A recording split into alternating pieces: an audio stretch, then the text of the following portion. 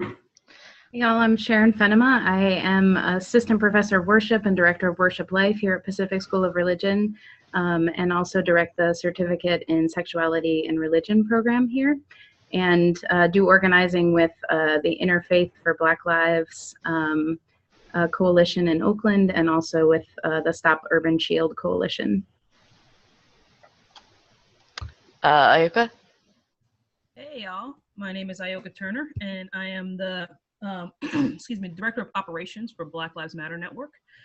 Also a proud Masters of Divinity graduate from Pacific School of Religion as of May 16. Check. Great. Good morning. I'm Jakata Imani. I'm a spiritually rooted activist and organizer, also a PSR alum. Graduated with a certificate of theological studies, that's what it was, and was a Changemaker Fellow, the first year of the Changemaker Fellows. Born and raised here in the Oakland, California, where I've been doing activism and organizing for the last 20 plus years. Great, thanks, Jakata. Oh, and here's Debbie Lee. Debbie, can you hear us?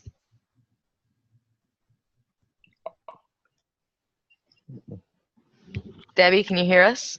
Hi. Hey, we're just doing introductions right now, so if you could just say your name and the constituency you work with.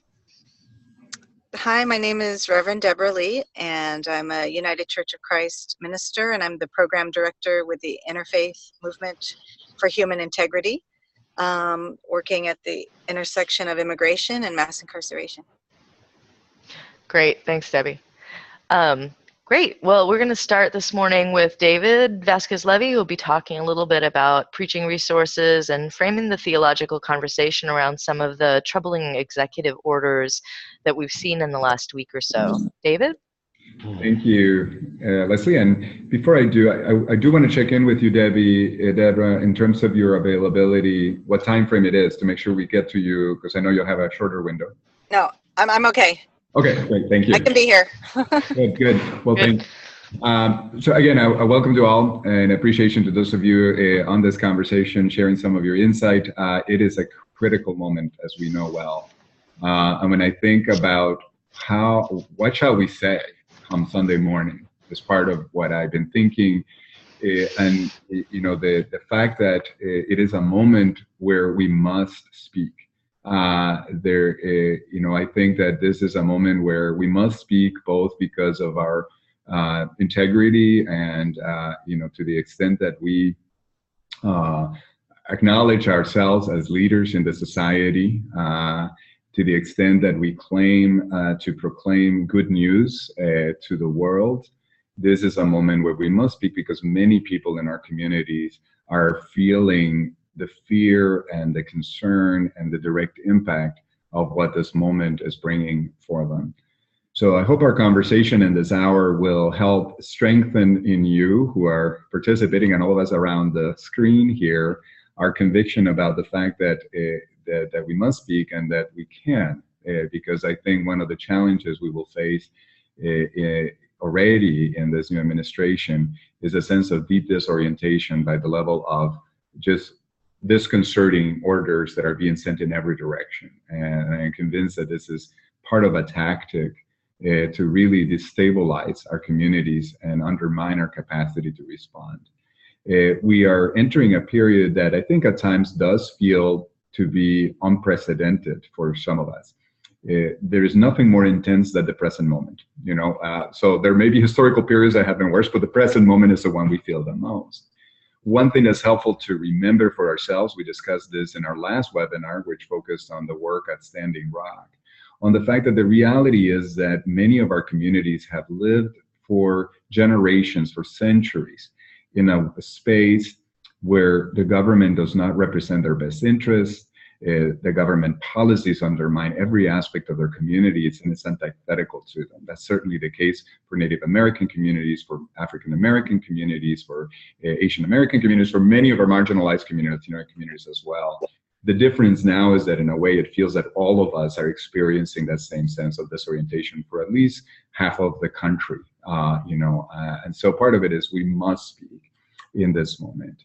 The space we're living in, I think, has this, at times I feel quite, you know, I don't know what word to use, but one moment I'm in the despair of what the inauguration captured with this vision of America first, that is exclusive. So not America as a place of welcome and openness and vision, but rather this reclusive, fearful vision of America that has no capacity to be expansive, but can only be restricted.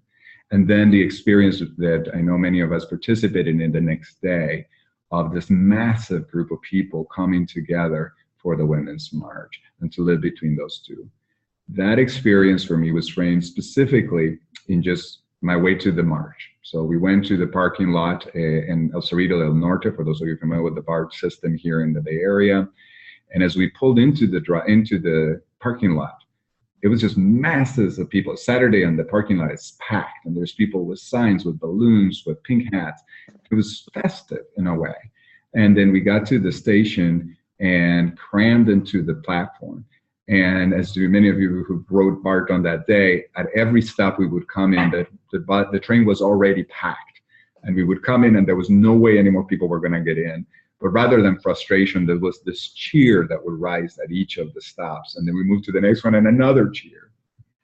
The image that came to mind for me was from Psalm 46. It reminds us of the moment that even when the earth trembles and the mountains shake at their core, the good news, you know, is that God is our refuge and strength. The reason that text came to mind for me is because it also says there is a river that runs through the city of God. BART on that day became the river that runs through the city of God, bringing to us a sense of hope. And that's what we're hoping that we need to reconnect to. For this Sunday, for those of you whose role is to proclaim, I think in a way it is for all of us, I just want to say a couple of words about two texts that are part at least of the lectionary, if you follow that. And if you don't, you may want to consider the readings. It is interesting that the lectionary really speaks to this moment. So one of the lectionary readings for the Sunday is Isaiah 58, which begins with the phrase, shout out, do not hold back, lift up your voice like a trumpet.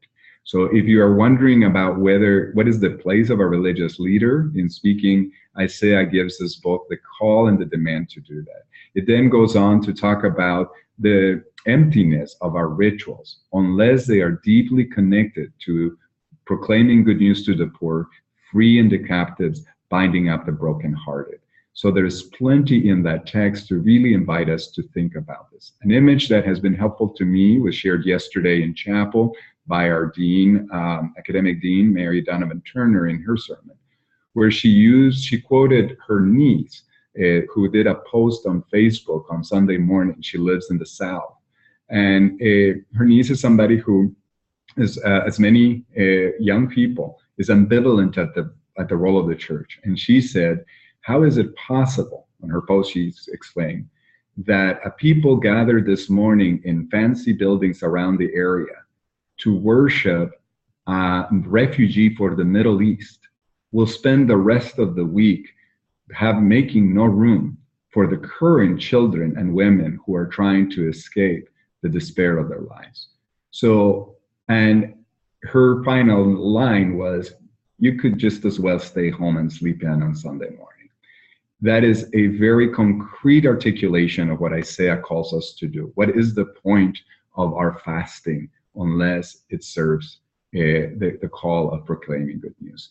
The second text that's really powerful on this Sunday comes from the gospel reading, which is for this Sunday is from the Gospel of Matthew, chapter 5, in which we are reminded of both our role as salt of the earth and light of the world.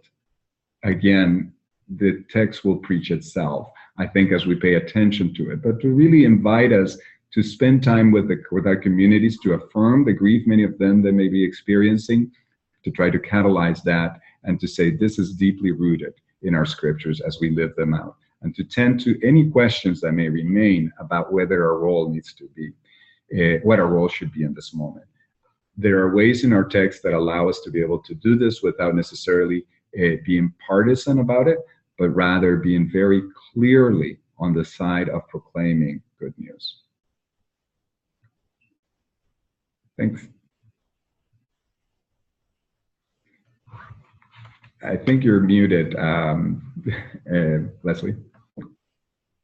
Yes, Sharon. I didn't know if you were going to do any segue, but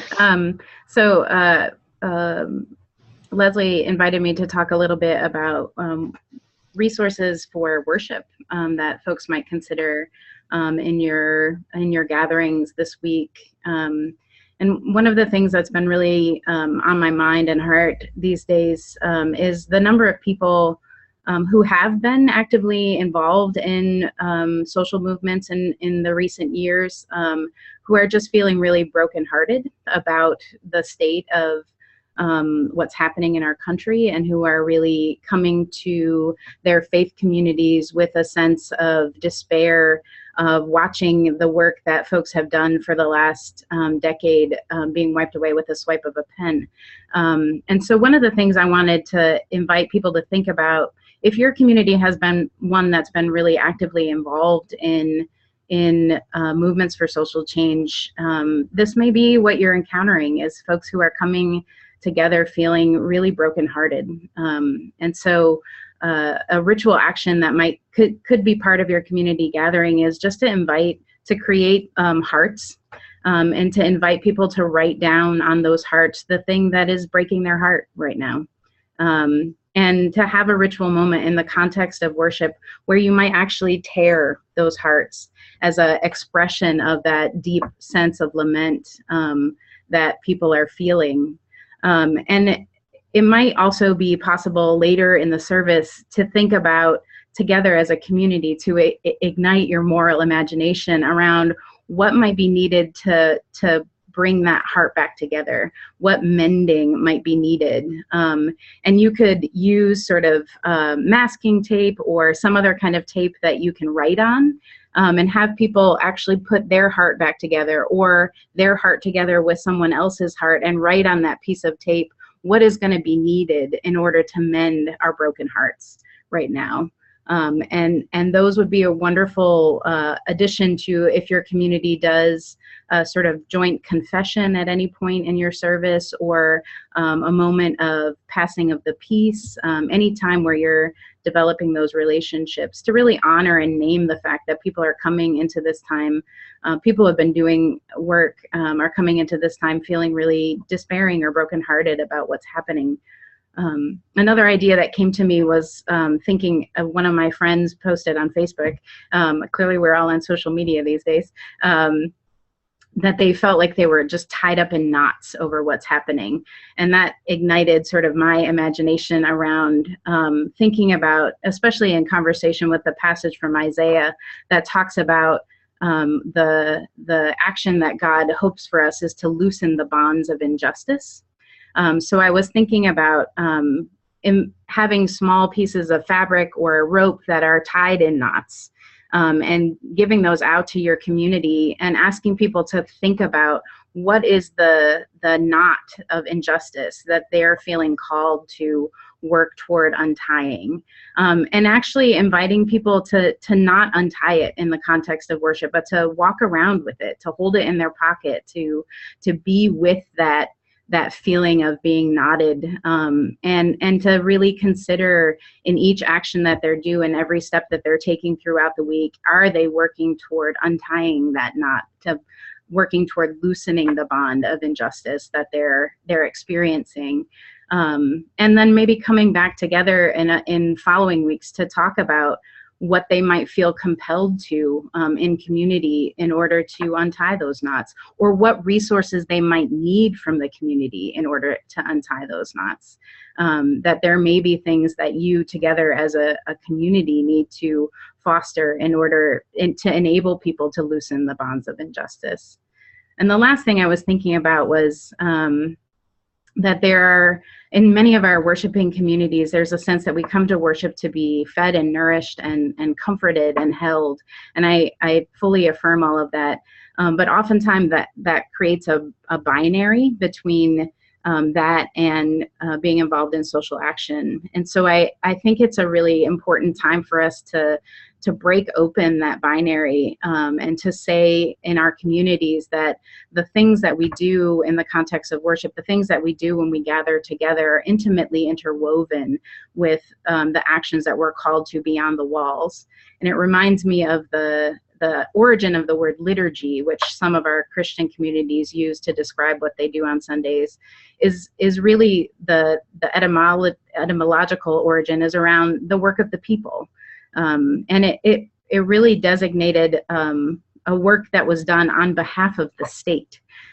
So I think it would be really interesting to challenge your community to think about what is the work of the people that's being done on behalf of our nation, on behalf of our world, by your community, and to invite people to consider the connections between worship and social action by creating stations during your service that are inviting people into some sort of political action, or that are creating spaces where people can be informed about that, using newspaper headlines or even just descriptions of some of the executive orders that have happened as part of your petitions during your community prayers, that to actually use those words to draw that connection between who we are when we come together in community and what we do beyond those walls. Great. Thank you, Sharon. Just really quickly, a quick note in response to some of what you said there, Sharon. The last phrase in the Isaiah 58 calls us to be the repairers of the bridge, and so that image of the hearts being rendered and then being brought back together. And one of the things that Mary Donna Materna shared yesterday was that the biggest bridge the biggest breach we have to mend is the one between what we believe and how we act. Thank you. Debbie, are you still with us? I am with you, but I think, could you go to someone else first? I'm trying to get to a quiet place. Okay. We're in the car. Let's see. Oh, let's go to Ayoka then. If you could talk a little bit about your work with Black Lives Matter, how congregations help, and maybe include some ways in which you ground your work both theologically or spiritually in your work with Black Lives Matter. Great. Yeah. I really appreciate the opening. It's helpful to have those scriptures. So thank you, David. Thank you, Sharon. Brokenheartedness is definitely the feeling, right? And I was just trying to figure out, like, the work with BLM started because of reacting and fighting against state oppression and violence against Black bodies. So this feeling of brokenheartedness is not new. It didn't start November 8th. It's been going on. And so then the question is sustenance, right? How do you continue to sustain yourself in this movement over a long haul? That requires a great deal of work. And so we have been in that work, stumbling through it, sometimes with elegance, sometimes with grace, sometimes just stumbling. And I think that that's the work. And, and so I named that to say, I think it's important to remember, Sharon, what you were talking about, which is the brokenheartedness, the people who are like in the day-to-dayness of this, it's a different battle. It's a different way of having to gird up. And there's music all of a sudden. Sorry. I'm not sure what's happening. I apologize. I don't know what happened. Some music just came on. There you go, an interruption. Music is actually quite helpful. We have it at most of our actions. I was just thinking about the inauguration, right? So different organizations, Black Lives Matter, Washington, D.C. chapter, they shut down one of the entrances to the inauguration. And it was live. It was a party. They did it in partnership with other organizations. And it was just a beautiful thing, actually. It really was like a show of resistance, but also a show of culture and art and love, and that's how we're starting to build our resilience practices. And so those actions that we're taking are all grounded very much in the art and culture of the work and the world, and we're very much remembering that that's how we're going to sustain ourselves. Anyway, I was just thinking about the heartbreak is really speaking to me right now, and part of personally, I'll start is I rely a great deal on the children. So I have a 9-year-old son named Khalil. And it was election night, and we're like, okay, we're staying up, so we're gonna watch this thing, you know. And so we're watching, and he's like, did T-Rump, because he calls him T-Rump, did he just won that thing? No. He just, you know, these are just the early returns, and it's just this particular swath, and, you know, don't worry about it. What happens, this is how it goes, but, you know, it'll be fine. And then, you know, and half an hour later, he's like, is this going the way you anticipated to be going, kind of questions? And we had this thing all night long. We watched the country turn red all across the map, looking at these election results.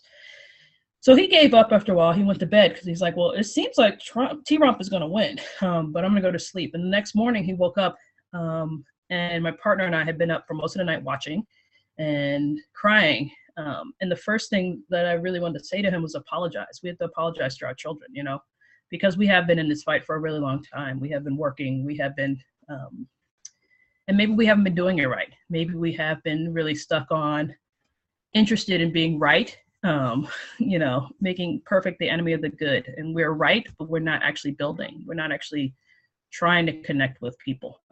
And so there's something in there for me that is coming around to then this past weekend. And, you know, with the swipe of a pen, thousands and thousands of people's lives have been put into disarray, and put into danger.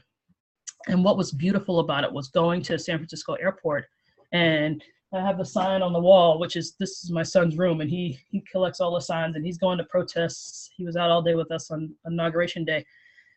Anyway, but going to those protests and having 1,000 people at San Francisco airport, and none of them were in our organizations. You know, none of them were the people who we've been plotting and planning with and doing actions with, whatever. So it was a beautiful gift to be standing next to all race, all gender, all age, different, you know, walks of life. Different people had signs, different people didn't have signs. People just like, I didn't know what to do. I just wanted to come so I wouldn't be alone. And it was a beautiful, beautiful offering to have people just like learning chants for the first time. And, you know, and I think that that's our work right now. So we take our brokenheartedness and we get up and we try anew. We take our brokenheartedness and we start connecting with people that we may not have connected with before. And we try to find the culture and the light and the joy within that work. And so for me, I get it from the kids. You know, the day after Election Day, my kid started his own Underground Railroad, because his school has a lot of folks, some of his closest friends and families with undocumented people. And he said, you know, if they come for so-and-so's family, we're gonna hide them in our house. You know, and I take so much heart from that, from the children and from their sort of simplistic wisdom. We've been making it real complicated. I think it doesn't have to be this complicated. I think we need to just come together and start doing the work. A couple of examples. Just yesterday, actually, stepping out into a whole new realm. Black Lives Matter was founded by 3 people, one of which is an immigrant. Her name is Opal Tometi. She runs an organization called BAJI, Black Alliance for Just Immigration. And so she's very much in the heart of what this conversation means about families and, you know, and how we need to undo these horrifying executive orders that we've seen so far. Anyway, but one of our chapters, BLM in Birmingham yesterday, joined a coalition, have been working in coalition, and they worked and they got the city to create a sanctuary city status in Birmingham. And so that for me is just like beautiful action where we're stepping outside of the realm of the things that we have been doing, stepping into new ways of being, new connections. For me, that's all very incredibly powerful work. We have chapters who are, you know, in deep reflection mode right now, but are stepping up in big ways. And we're also figuring out ways to sustain ourselves throughout. So I'll end with my frame, at least in this moment, is we have started and led a lot with fighting and resisting. That's important, but it's not how I'm going to frame this moment. I'm starting with sanctuary. Literally, what does it mean to protect our people? I'm moving then to resilience, because if it's 2 months or 2 years or 4 years that we're under this particular regime, it's going to be a long, cold, hard period. So how do we sustain ourselves through this?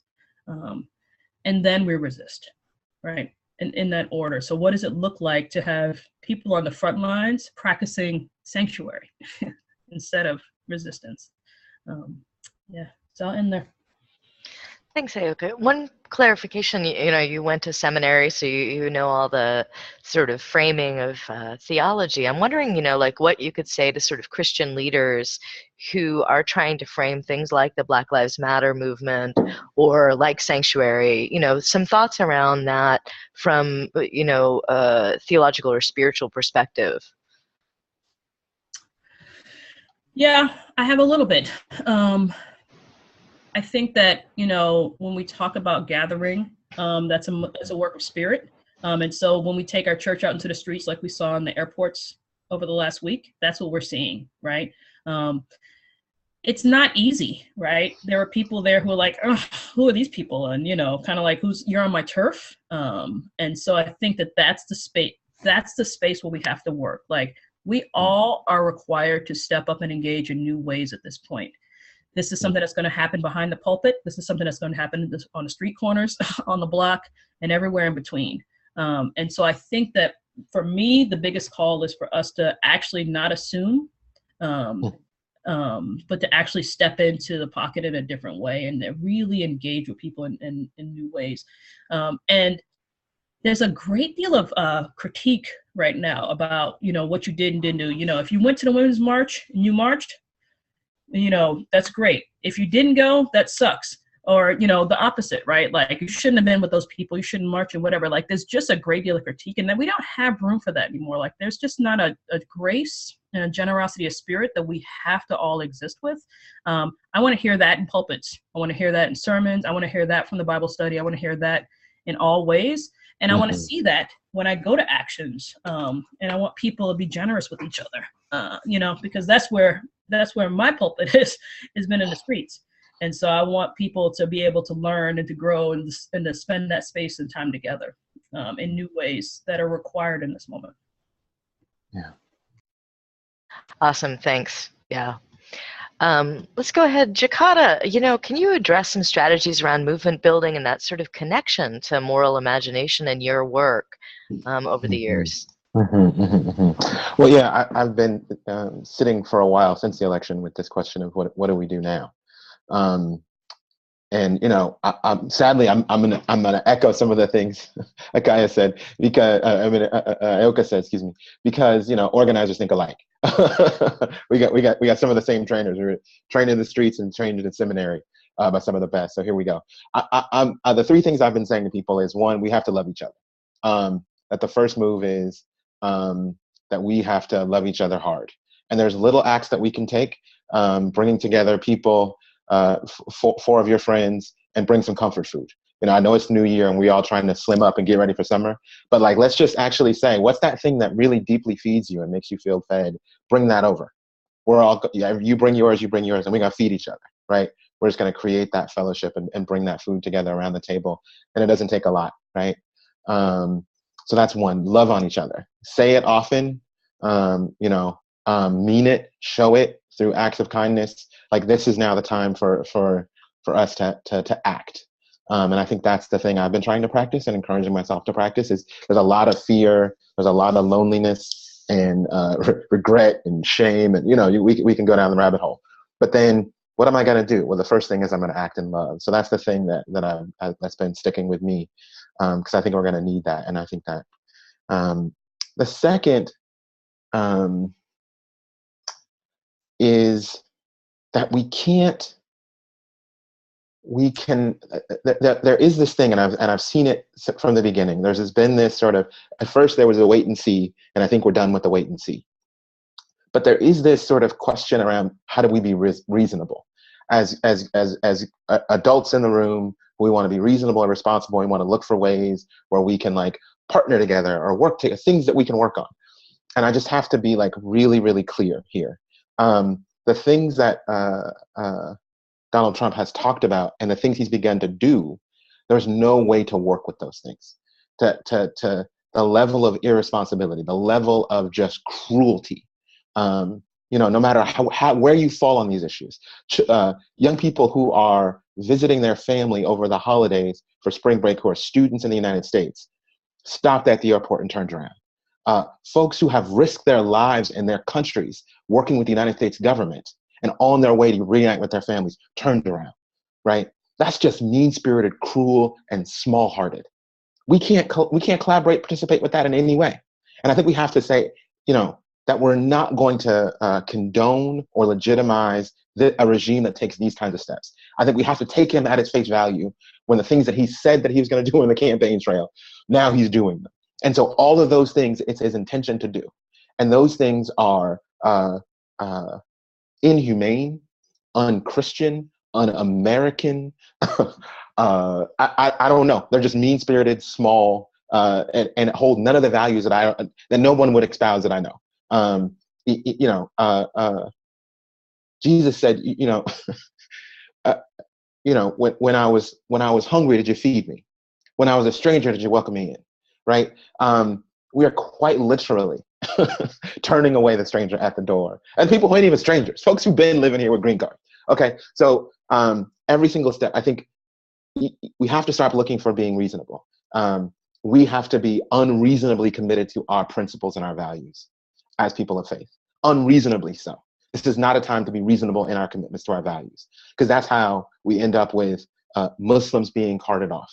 That's how we end up with women being denied their access to their healthcare. This is how we end up with an actual wall on our southern border being built, and all of us paying for it, thinking that Mexico is going to pay for it somehow. So we have to be, and I'm belaboring the point because there is the pull to want to be reasonable. You cannot be reasonable outside. We have to be unreasonably committed to our values, and that's the only way we're going to get through this together. Lastly, I want to say is we have to be clear about our values. There will be this thing right now where we will want again to moderate what we believe in, what we're calling for, because somebody lost an election. Well, that's really interesting. I don't agree. This is not the time for. This is the time for clarity, and full-throatedness about what it is we want and what is the society we want to fight for, and that we want to create. And we want to create with people, and to be really clear about that vision, that it's inclusive. And that doesn't mean inclusive like you get to show up and be here if you can act the way I act, or if you can pretend that you're white, you can pretend that you're male, you can pretend like you're American, you can pretend like you don't have an accent. That's not inclusion. Inclusion means you get to be exactly who you are and get to be a part of the community, right? And so I think we have to stand on those principles. We have to stand on those values. And we have to be loud and proud and very clear. And if we have to do like young Khalil said, and recreate the Underground Railroad, that's what we have to do, right? Because that's our values. This is not the time to shirk from those things. So those are the three things that I want to leave people with and they're rooted in spiritual principles. Starting with that love, that we just have to love each other and love each other hard if we're going to make it through this time. We can't have people feeling alone and desperate. We have to know that we're there for each other. We cannot, I'm gonna call it what it is. We cannot collaborate with this administration.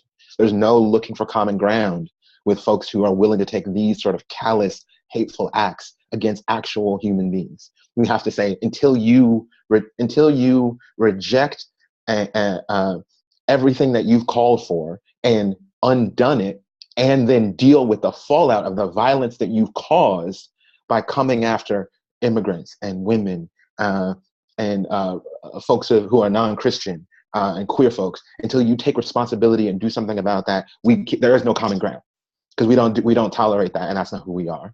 And then lastly, that we have to be very clear about what it is that we're about, call for that, work for that, build that every single day, because that's how we're going to get to where we want to be, not by muddling our words or being temperate in our faith. It's a time for us to be outrageous in our faith and our commitments to each other. Oh, preach it. That's great. Yeah, I was just thinking, Jesus didn't collaborate with the Roman Empire, so just go there. Deb, are you here? Are you good? Let me just unmute you. So if you could jump in and talk a little bit about the theology around this recent executive order and how it relates to immigration, and maybe some of the work that you're doing there at your organization, that would be really helpful. Sure. You know, we're part of many organizations and many faith communities across the country who've been connected through the Interfaith Immigration Coalition. There's probably a grouping of congregations in every city across the country who have been working on the issue of immigrant justice for a long time. And the current political moment is a new opportunity, actually, to engage in a different way. And one of the things that we've been seeing has been the expansion of sanctuary, and not just sanctuary in the traditional sense of sanctuary, which was used like in the 1980s as a support and protection for Central American refugees, but kind of an older, deeper spiritual concept of sanctuary, which really goes back to our scriptural texts about cities of refuge and about the dignity of each human being. Sorry, there's a little bit of background noise. You know, the dignity of each human being and sort of the welcome and acceptance of everyone into the family, and that everyone is part of the body and part of the family. So some of the work that we've been doing has really been to ask faith communities to respond boldly and prophetically in this moment. You know, colleges and universities are declaring themselves sanctuary. There are cities across the country that are you know, reasserting their sanctuary city policies, which incidentally came from the work of the faith communities in the 80s. It started in faith communities, and then it moved to like expand, how do we make our whole city sanctuary? So that work is really tied to the work of faith communities. So what it means right now is that we're asking faith communities to not just make a commitment to stand alongside immigrants and refugees who have been historically unprotected because of their place of national origin, and unprotected because of they may not be citizens. But I think we're talking about an expansion of sanctuary, which is about safety for everyone, and really asking faith communities to ask, in our community, who doesn't feel safe? It may be African Americans who don't feel safe from police brutality. It may be the LGBT community. It may be the mentally ill. What does it mean for us to be a sanctuary and to push for our community, that everyone feels safe? Maybe people who are threatened because of mortgage practices and financial foreclosures and bad banking practices. But I think it's really a chance to expand that concept of sanctuary. So it's not just immigrant, because the immigrant community will always be, by definition, small, because eventually, hopefully, immigrants can become citizens, or their children become citizens. But this is a much broader definition. So there's 4 things that we're asking congregations to do. One is absolutely to join the sanctuary movement, which is now 800 congregations, and people can find information about that at the website sanctuarynotdeportation.org. And they can read, what does it mean to be a sanctuary congregation? They can sign the pledge. They can have a discussion and discernment process in their congregation about taking a corporate public commitment to be a sanctuary congregation. And then to define for themselves, what does that mean in our local context? What does that mean that we're willing to do? Some of the things that means is the practice of hospitality. The practice of radical hospitality to, whether it's new refugees that are coming. I know that that's been temporarily halted, but there are new refugees that are coming. There are new unofficial refugees are coming. The folks that are coming from Central and Latin America are not often, they're not coming with refugee status, but they're coming seeking protection and are put into deportation proceedings. So we're asking congregations, and we have a number in the Bay Area who are already doing very active accompaniment of newly arrived refugees in the practice of hospitality. People have opened up their homes. A congregation has an immigrant family from Guatemala living in the parsonage. Others have, I have become sponsors for teens who are here by themselves. So it's been overwhelming to us, the kind of support that people have been doing in terms of the radical practice of hospitality, which offers for us an opportunity for transformation as well. The second kind of thing is, there's other kinds of accompaniment besides hospitality. There's accompanying people to court, accompanying people to to jail, to visit their loved ones, accompanying people to try to sign up for health services, or to try to access medical care, accompanying them in the long, difficult journey to try to find someplace to live. You know, so there's all kinds of ways that we're asking people to kind of come into relationships. The third way is actually advocacy. There's things that we can do very uniquely as faith communities, and I think it's very important, our role in as a sector, as a religious sector, as part of civil society.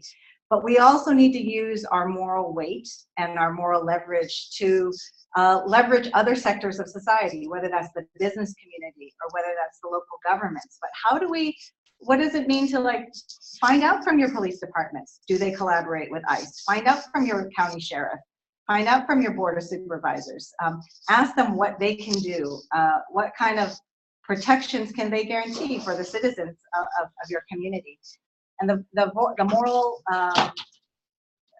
call from the faith community that they should be doing something. If you can say you're doing something first and you want them to do something with you, I think that's really important. The last thing of what Sanctuary looks like today is really helping to create networks of protection. And you can't protect people if you don't know who they are, if you don't know where they are, if you don't know what they're going through. So first step is really just, how do we get to know our neighbors? How do we get to know the communities that are most vulnerable in our neighborhood? How do they know that we're an ally, that we're there, that we're an open space? So the idea of, like, opening up your sanctuary, maybe it's not on your regular worship time, but another time in the week where it's like, you know, come one, come all, neighbors and friends, come and, you know, share us your concerns, your stories. What are the resources people are looking for? And just try to start. Our biggest protection is really going to be the network of protection that we have through our solidarity and getting to know each other. So some people have been forming rapid response networks, but all of that depends on really getting to know people and the people who are going to be most at risk and most vulnerable. Great. Thanks, Debbie. Some of the questions that I've been having with people, you know, have centered around this idea that, you know, pastors have said, well, you know, I have a politically split congregation. And a lot of times, you know, the way to work around that is that, you know, we do charity work, but we don't do justice work. And this idea of working systematically, of kind of going beyond charity. I mean, charity is great, but how do you work with congregations that, you know, what tools can pastors use in congregations where there may not be sort of political agreement? Like, why are we doing this as Christians? Why are we talking about this? You know, what would you suggest to pastors in different locations to kind of deal with that? And I'm just going to throw that open to the group. Let me know if you want to jump in on that question. Don't all jump at once. Okay, Debbie, go ahead. Yeah, I think that it's so valuable for congregations to go through a discernment and discussion process. You know, sometimes people want to act quickly, but it's so valuable if the whole congregation kind of knows why your congregation is making a decision. So, I mean, one thing is studying the scriptures. Let's do a very intense scriptural study about what our tradition says, and how we should how we should be responding. The second is having folks that are impacted come into the congregation and share their stories. And I think being able to have dialogue, you know, with some experts in the community, having people. Often people don't realize, even like mostly Anglo congregations, they don't realize how many immigrants are within their own congregation or the extended families of those in their congregation. So I think having that process is really, really important, because we are at a time of values clarification. The current administration has made the values that have been existent in this country for a long time very, very clear. They're now all out in the open, all laid bare. And so I think it's important that we also have that openness and clarification process in our congregation. Great, thank you. Chikata, you look like you were going to jump in on that. Oh no, David, like he had something. I mean, Yeah. I always got something smart to say, but the people who actually pastored congregations have a bite at this apple. Okay, jump in. Go ahead, David. Two things I would say. First, echo Deb's encouragement that we really return to Scripture. Whether it's in the preaching, in the ritual and worship, in the conversation with each other. And Scripture can be a place of meeting for people across the spectrum. That they'll hear different things in a text, but they can at least, if we can create and model a way of conversation, I'm mindful of the tension that we need to live with between the culture Cara has made, which Isaiah does, to trumpet and to be very clear about our values and uncompromising about them. And that need to be very clear, and at the same time to engage people across difference. The risk we're running right now is this complete divide within the society. It is happening in our news media. It is happening in our social media.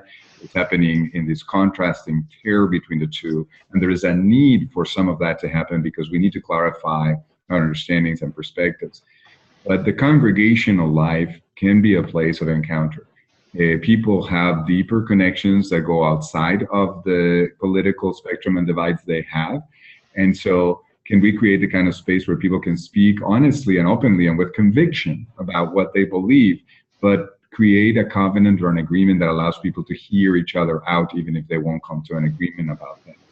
Two things that may help us in the courage about this, particularly given the context, many of folks on the line here may be in various locations, but for those of us here in California, things I would say. One is 1 out of every 8 people living in the United States live in California.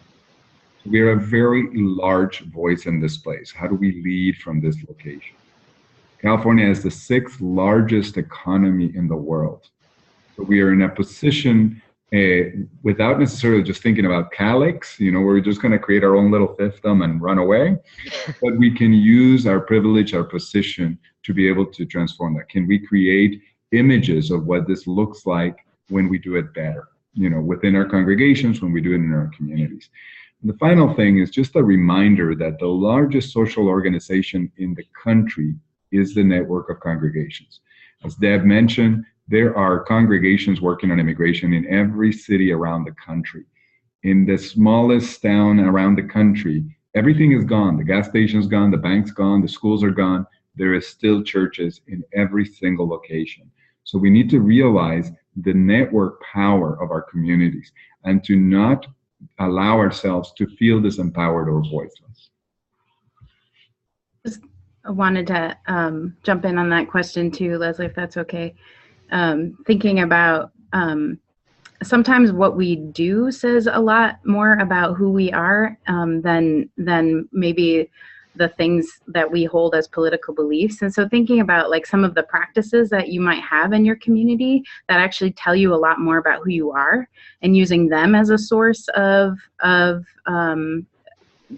coming together instead of bifurcating around political differences. So for instance, like if you're a community that celebrates communion or that has a hospitality meal like coffee hour or something like that, that actually tells you something about who you are as a community and what your values are. If you say that everyone is welcome at this table, or if you affirm the fact that no matter what we believe, we come together and eat together.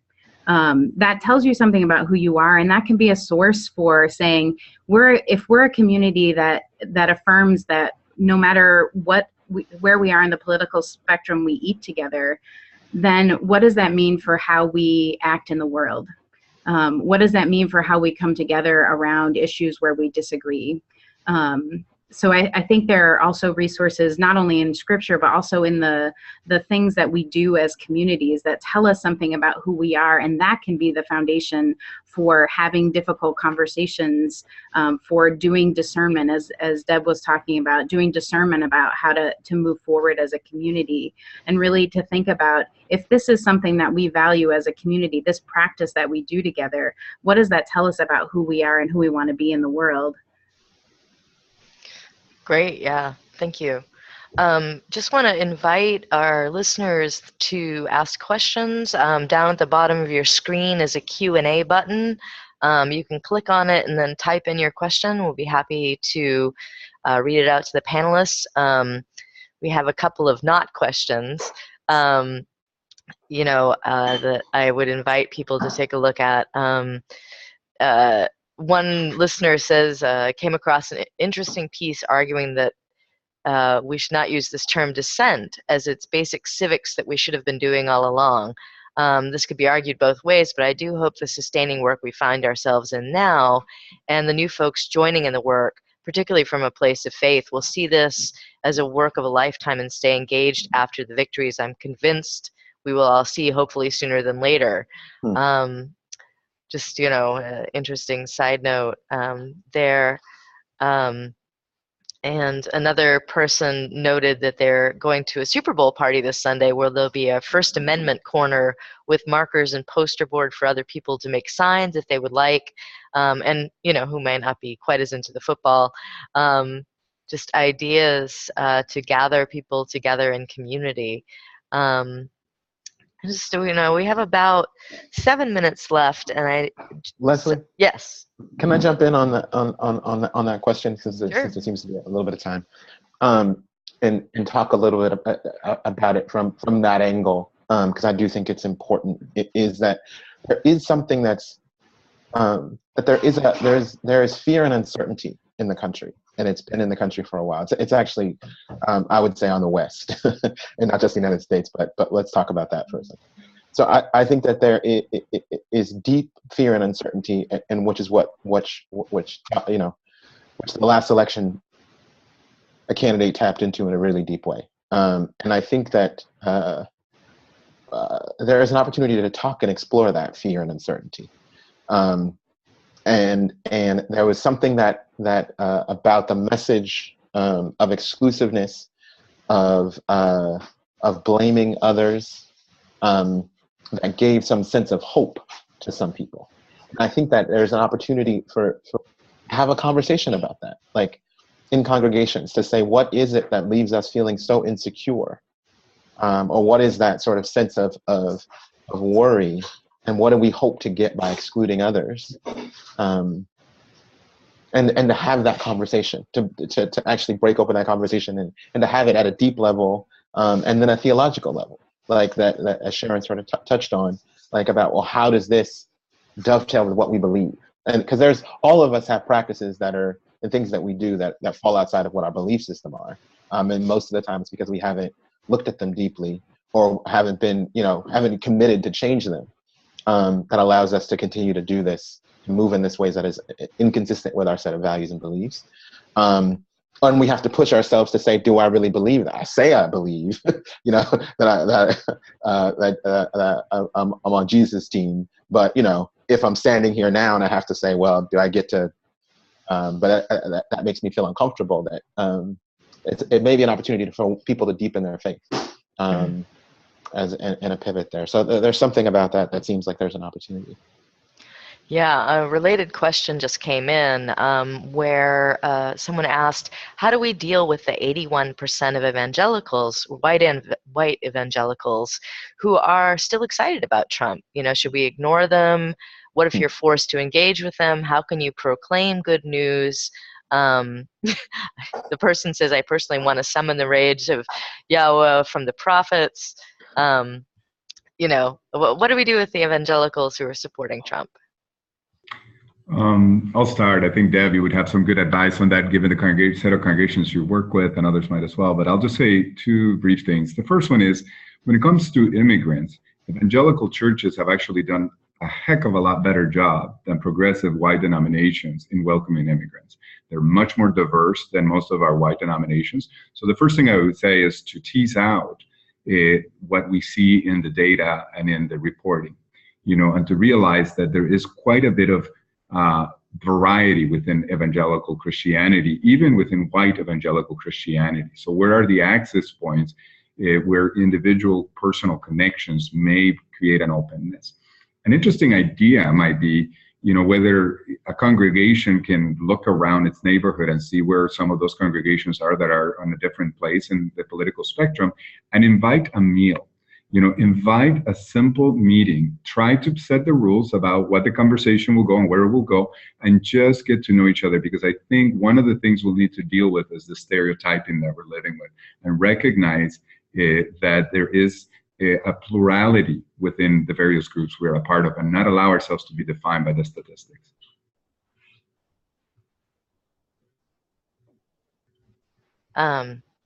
Another question just came in. I'm not a religious leader and not currently active in a church community, although a PSR grad, but truly committed to speaking up as a Christian for others. Any suggestions on standing up for progressive and love-motivated faith opposed to fear-motivated faith when other Christians are so sure about the safety issue that's above God's calling for risk and self-sacrificial love? Debbie? Let me just take you off of mute here. I'd like to tie that in a little bit to the last question, is that I do think that we need to make a commitment to reach out, especially to people within our own faith tradition who are holding a different position about what's going on.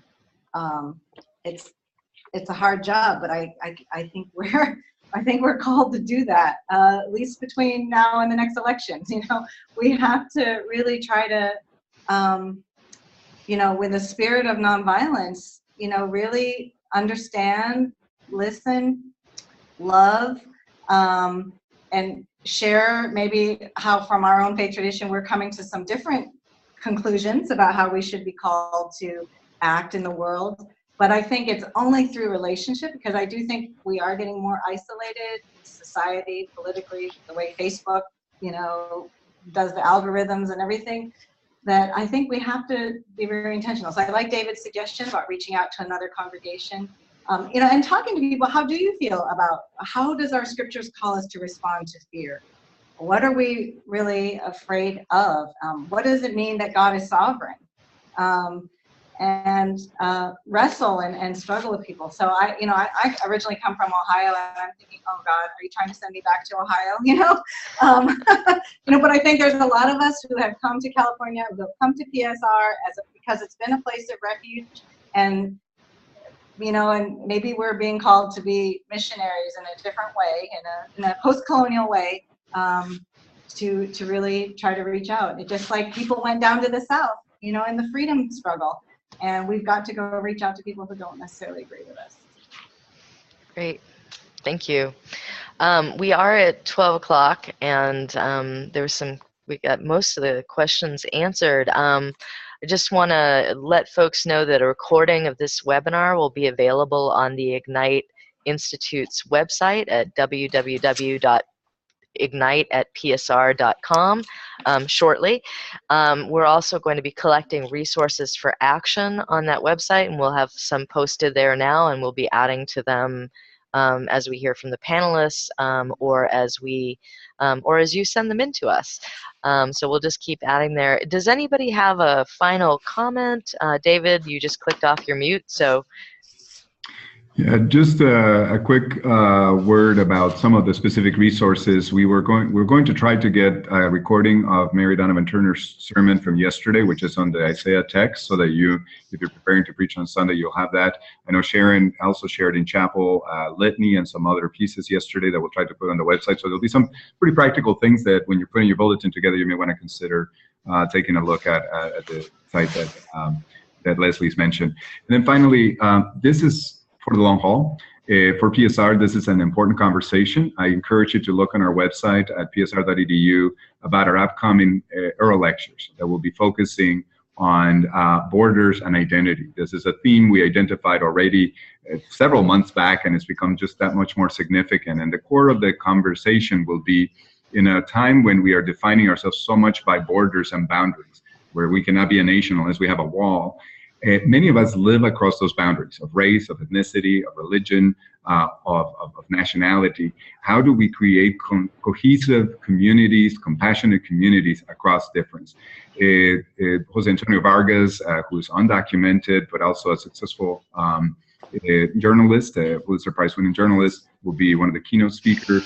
We'll also have members of the National Council of Elders, which will include, we're hoping Dolores Huerta, she'll confirm this week as one of our presenters, as well as John Five, who's founded the Sanctuary Movement that we've been discussing in the 80s, so that we have a reflection from the 20th century as well as contemporary reflections on this and workshops. So we invite you to participate in.